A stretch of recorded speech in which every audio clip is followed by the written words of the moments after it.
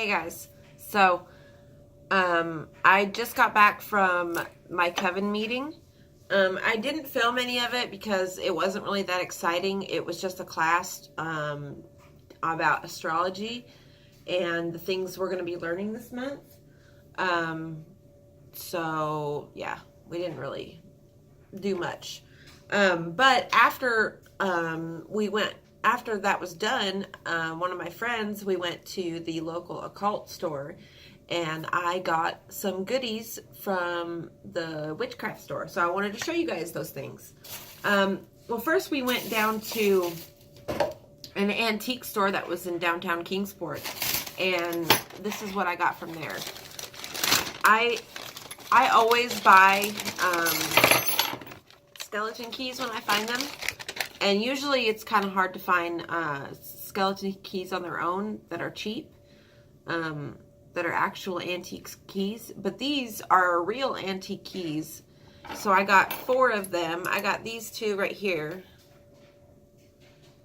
There you go, you can see them now. And then I got this one, and then I got this one. Those were all $2.99 each. And then I got candles because they had these taper candles for $2 a pack. And usually these are pretty expensive.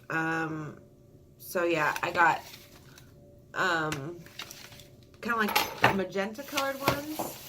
And then I got, these ones were $3. I got blue candles, big blue tapers. And I also got white tapers. These were $2. 12-inch tapers. Those are really good deals on candles like that. Usually they're about $2 per candle.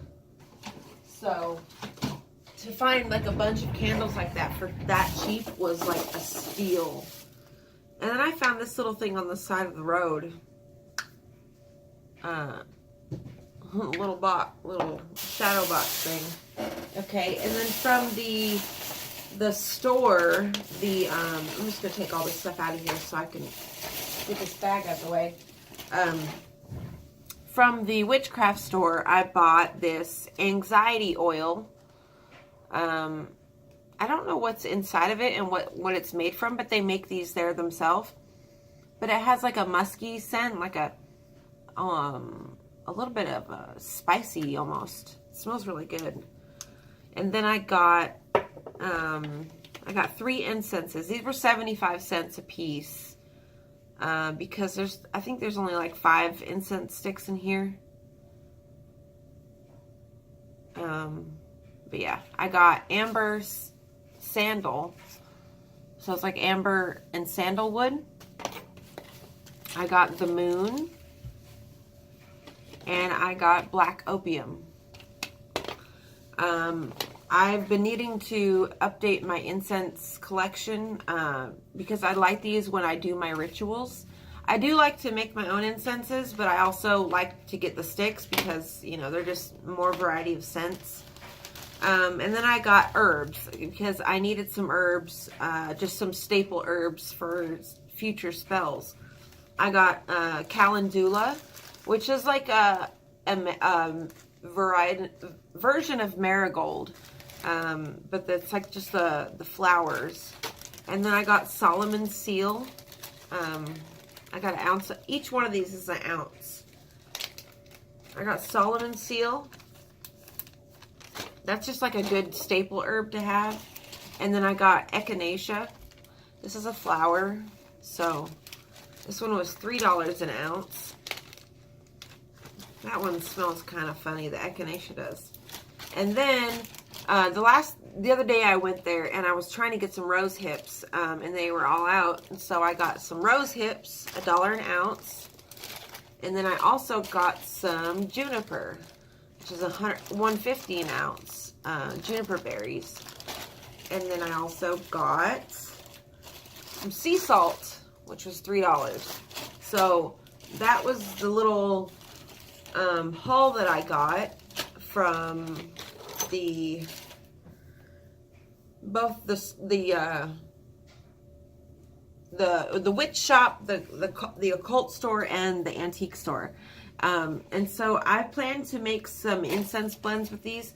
And I'll show you guys how to make another incense blend and how to make a few other things, because every time I go to a coven meeting, I get re-inspired. Actually, hold on, I'll be right back. I'm going to show you guys something really cool. Okay, so I wanted to show you the workshop sheet we got from the High Priestess this week. So this last year, or 2017, we were working on learning the tarot. Now this time in 2019, we are working on the 4 elements and the 4 quarters and astrology. So our first lesson for homework was to figure out the root of our surname, of our last name. It's kind of like figuring out your birth name, figuring out the root of it and what it means and what the definition is and what it relates to and all that. And then also finding your soul name. It's like when a demon, like anything by name, you automatically have control over. Kind of like, if there's like a demon in your house, like you see on movies, like where they always say, if you know its name, you have power over it. Well, that's true, because if you know somebody's name, you instantly have a power over them, like a subtle subconscious power. So you have to form your soul name that you never tell anybody, that you never share with anybody, because then nobody has the ability to have power over you or your soul. So, if you guys are interested in that kind of stuff, you should do it. But she gave us printouts of this is homework as well. The 4 elements. This one is homework for your Book of Shadows. Create an elemental correspondence chart for air. So it kind of gives you like the basic elemental correspondences to get your own tradition started. And it tells you like the tarot suit, which is swords, the spring, season, time of day, sunrise, colors, pastel colors, especially yellow and lavender, elementals, sylphs. They're represented by fairies, angels. These elements can be seen in cloud formations. Tells you the astrological signs and research air deities, research spring deities. In your herbal grimoire, indicate which herbs you have listed are associated with the powers of air, include astrological influences and air deities. Find and print out a sylph image. So we got that for each element, so earth, air, fire, water. So that's going to keep me busy for quite some time, because we have a full moon ceremony coming up on the spring equinox. And then she also gave us a glossary for Willow Grove, which is my coven name, is Willow Grove. But like, it's all the way to M. She did. Oh, and she also told us something really cool today. Like you guys have heard, we're moving into the sign of Aquarius, the age of Aquarius. Well, she talked about how each astrological age is 2,500 years. And so there has been evidence that we have been in a age of Aquarius prior to the one we're currently in. And the age of Aquarius rules technology, telepathy, and humanitarianism, symbolized by invisible airwaves. Religious views are dominated by scientific knowledge and the mind. Psychism and psychology. So that's what we're in right now. We are in the age of technology, of, being on the verge of telepathy with each other, which is a natural human, shit, I just dropped all that. Which is a natural human ability if you work it out, if you work at it. You can't just up and read somebody's mind. You have to work that muscle. You have to work that third eye muscle. And see, we were in the age of Pisces. which is ruled by duality, mysticism, and charity, symbolized by the sign of the fish, religious views based in the concept of martyrism and sacrifice of self, polarized belief of good versus evil, dark versus light, Dark Ages, Renaissance, imperialism based on religious ideas. So that's what we are moving out of, and that's why we're seeing a lot of people who are confused and distressed, is because we are moving from one astrological age to another. We are kind of living in the in-between time.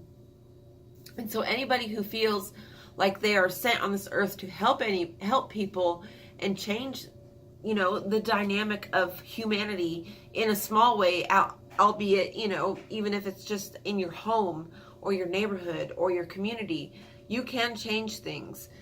Don't think just because you're one person you can't change people's lives, people's minds. You can't plant seeds.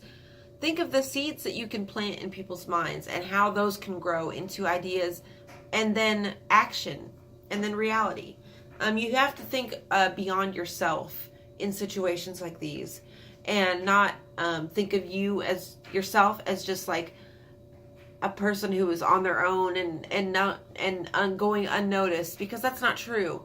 We all contribute to the collective energy and the collective feeling and the collective thought of society. So if you're doing your work and meditating and holding positive thoughts and really digging deep into who you are and letting go of these old ways of being that don't serve you anymore, you're going to start helping the people around you. Because think of how hard it is to sit and watch somebody flourish and grow and you not feel just a little bit of shame that you're not growing as well. It's very hard because, like I've said in previous videos, we as people, we mirror each other. So, you know, if you smile at somebody who's having a bad day, they're going to go and smile at somebody else who's having a bad day. And the chain continues. You have to think beyond just yourself. So I encourage everybody to dig deep into who you are, figure out who you are, figure out the things that don't serve you anymore, and just let them go. Just drop them. You know, it's not, you don't have to be this idea of who you're supposed to be, okay? Just be who you are and be loving and operate from a place of love and acceptance and no judgment. I love you guys, and I hope you're having a very good day. And take the time out of today to look in the mirror or sit by yourself and tell yourself that you love yourself. Be kind to yourself. Don't hold negative thoughts and beliefs about yourself, because you are beautiful. We are all beautiful people. We are all put on this earth to make somebody else's life better. You know, after every dark night, there is a bright day. Just remember that. I love you guys. Bye.